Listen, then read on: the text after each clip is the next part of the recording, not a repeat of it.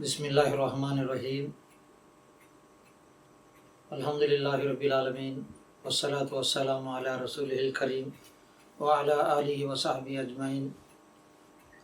السلام علیکم ورحمۃ اللہ وبرکاتہ۔ محترم بزرگوں، عزیز بھائیوں، پردہ نشین مائیں اور بہنوں، آج کا ہمارا درس ہے قرآن کریم پر ایمان لانا۔ ہر مسلمان اس بات پر ایمان رکھتا ہے کہ قرآن مجید اللہ تعالیٰ کی طرف سے نازل کی گئی کتاب ہے، جس کو اللہ تعالیٰ نے تمام پیغمبروں میں سب سے افضل پیغمبر جناب محمد رسول اللہ صلی اللہ علیہ وسلم پر اتاری ہے۔ اس سے پہلے بھی اللہ تعالیٰ نے دوسرے پیغمبروں پر آسمانی کتابیں نازل کی تھیں۔ قرآن کریم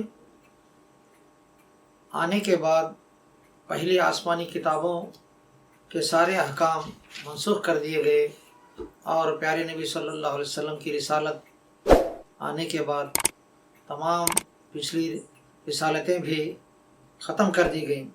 یہ کلام ربانی کلام ہے، اس کے اندر شریعت کے اصول بتائے گئے ہیں، اور اس کتاب کو اتارنے والے رب العالمین کی طرف سے یہ وعدہ ہے کہ جو آدمی اس قرآن مجید کی تعلیمات پر عمل کرے گا تو اس کی دنیا اور آخرت کامیاب ہو جائے گی، اور جو قرآنی تعلیمات سے اعراض کرے گا اس کے لیے بدبختی کی وعید بتائی گئی ہے۔ یہ واحد آسمانی کتاب ہے جس کے بارے میں اللہ تعالیٰ خود ضمانت دیتے ہیں کہ اس کے اندر کسی قسم کی کمی بیشی یا تبدیلی نہیں ہو سکتی، اور یہ کتاب قیامت تک دنیا میں باقی رہے گی۔ آئیے نقلی اور عقلی دلائل کے ذریعے ہم دیکھیں گے کہ قرآن مجید اللہ ہی کا کلام ہے، اللہ ہی کی طرف سے اتاری گئی آسمانی کتاب ہے۔ خود اللہ تعالیٰ فرماتے ہیں، بسم اللہ الرحمن الرحیم، تبارک الذی نزل الفرقان علی عبدہ لیکون للعالمین نذیرا۔ سورہ فرقان کی آیت ہے۔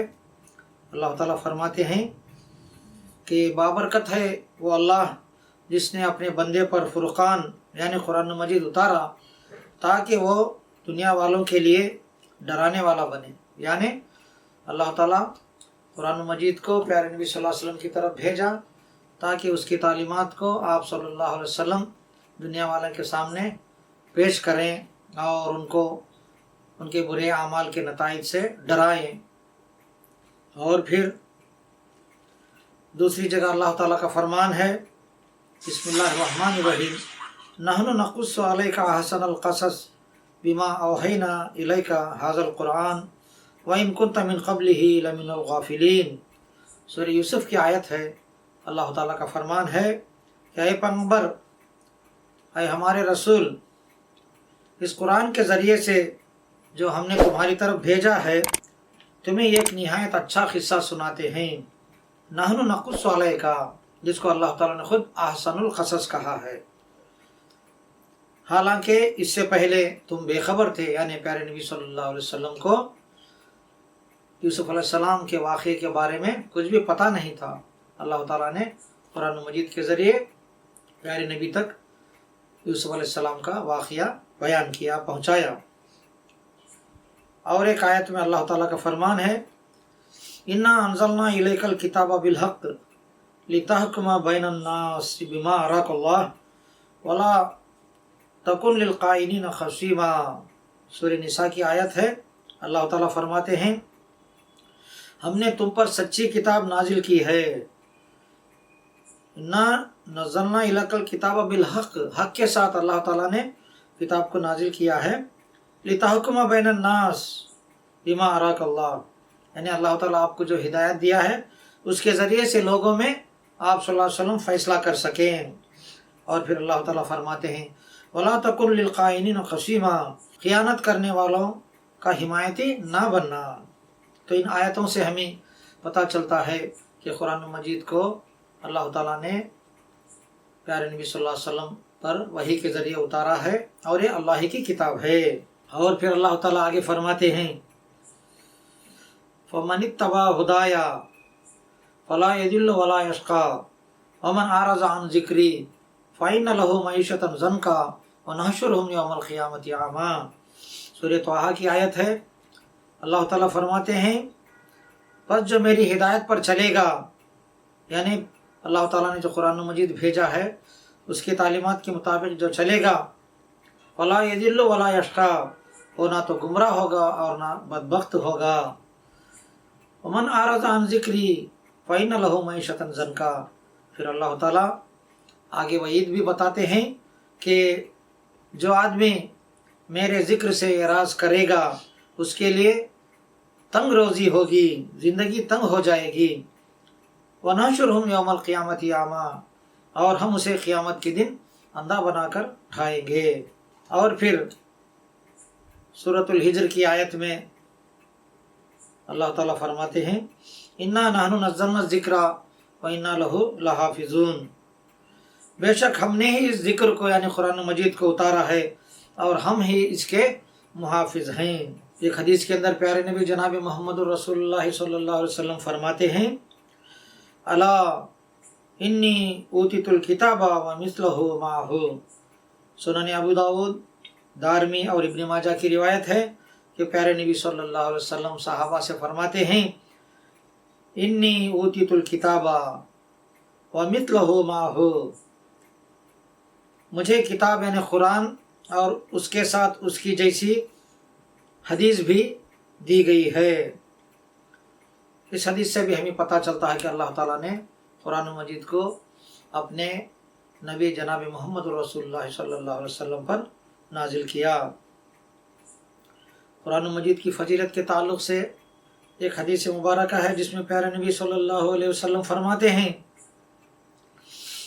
خیرکم من تعلم القرآن وعلمہ، او کما قال علیہ الصلوۃ والتسلیم۔ ابو داؤد، ترمذی اور ابن ماجہ کی روایت ہے اور اس کا درجہ حسن ہے۔ پیارے نبی صلی اللہ علیہ وسلم فرماتے ہیں خیرکم من تعلم القرآن وعلمہ، تم میں بہترین آدمی وہ ہے جو قرآن سیکھے اور پھر دوسروں کو سکھائے۔ اور ایک حدیث مبارکہ میں پیارے نبی صلی اللہ علیہ وسلم کا فرمان ہے لا حسد الا فی اثنتین، رجل عطاہ اللہ القرآن فهو يتلوه آناء الليل وآناء النهار، ورجل آتاه الله مالا فهو ينفقه آناء الليل وآناء النهار، او كما قال علیہ الصلوۃ والتسلیم۔ صحیح بخاری کی روایت ہے کہ پیارے نبی صلی اللہ علیہ وسلم فرماتے ہیں کہ صرف دو آدمیوں پر رشک کرنا چاہیے، یعنی خواہش کرنا چاہیے اللہ تعالیٰ سے کہ کاش ہمارا عمل بھی ایسا ہو۔ ایک وہ آدمی ہے جسے اللہ تعالیٰ نے قرآن مجید کا علم دیا ہے اور وہ آدمی دن رات قرآن مجید کی تلاوت کرتا ہے۔ دوسرا آدمی وہ ہے جسے اللہ تعالیٰ نے مال دیا ہے اور وہ آدمی مال کو اللہ تعالیٰ کے راستے میں دن رات خرچ کرتا ہے۔ تو ان حادث سے بھی پتہ چلتا ہے کہ قرآن مجید اللہ تعالیٰ کی طرف سے بھیجی گئی آسمانی کتاب ہے۔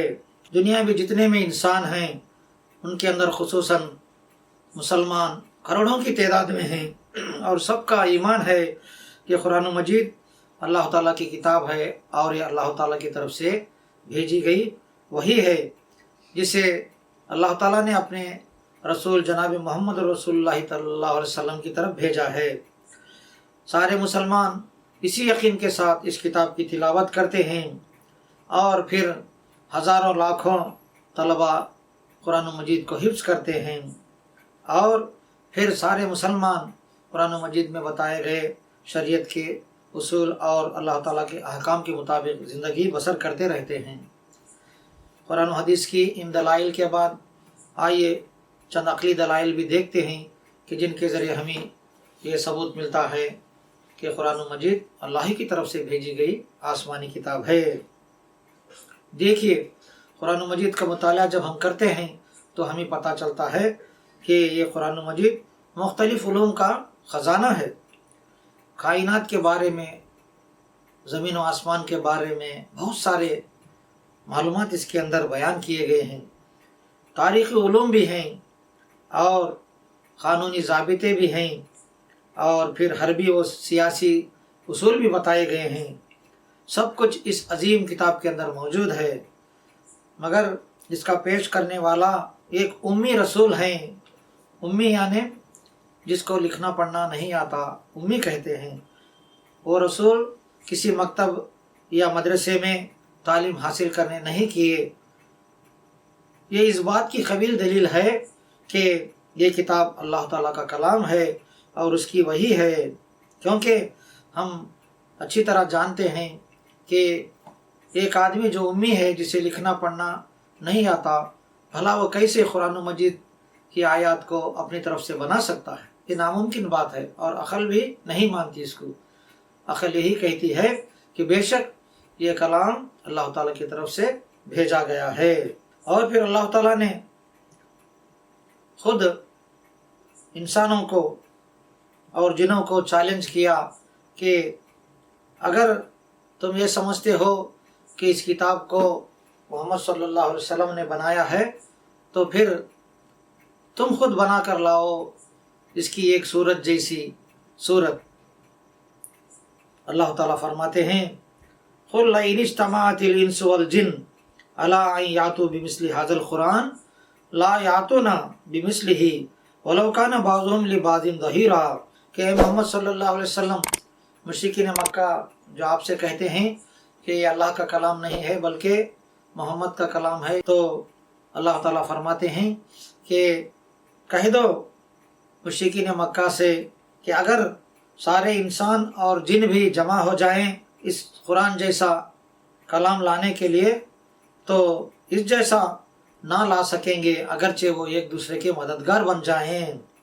اور سورہ بقرہ میں اللہ تعالیٰ دوسری جگہ فرماتے ہیں کہ ان کنتم فی ریب مما نزلنا علی عبدنا فاتوا بسورۃ من مثلہ وادعوا شہداءکم من دون اللہ ان کنتم صادقین۔